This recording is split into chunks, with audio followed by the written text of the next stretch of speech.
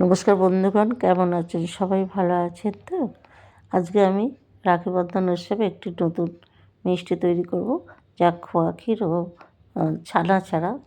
প্রথমে আমি গুঁড়ো দুধ নিলাম 1 বাটি এবং তার মধ্যে আমি লিকুইড দুধ দিয়ে আমি ভালো করে ওটাকে গুঁড়ো দুধটাকে মিশিয়ে নিলাম। এরপরে একটা প্যান বসালাম, প্যানের মধ্যে আমি ঘি দিয়ে দিলাম। ঘিটা হালকা গরম হলে আমি ওর মধ্যে দুধের মিশ্রণটা দিয়ে দেব।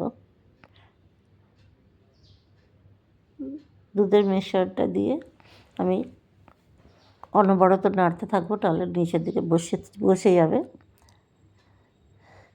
নাড়তে নাড়তে আমি ওটা ঘন করে দেব এবং এর মধ্যে আমি গুঁড়ো চিনি দিয়ে দিলাম, কারণ চিনিটা দিলে যে যেমন মিষ্টি খাবে সেভাবে মিষ্টি দেবেন। আমি 2 চামচ চিনি গুঁড়ো দিলাম। এবার নাড়তে ওটা ঘন হয়ে এলো। এবার আমি গ্যাসটা অফ করে দেবো এবং ওইটা নাড়বো। নাড়তে নাড়তে ওইটা একটা মণ্ডর মতো তৈরি হবে এবং ওইটা ঠান্ডা করতে দেবো। ঠান্ডা হয়ে গেলে আমি ছোটো ছোটো বলের আকারে তৈরি করে ফেলবো।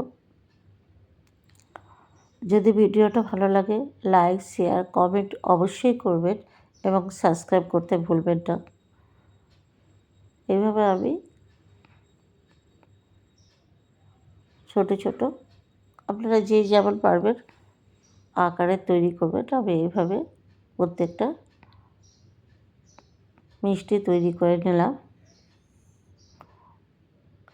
এরপরে এর মধ্যে একটু কেশর কালার, একটু বাদাম দিয়ে আমি সাজিয়ে নিলাম।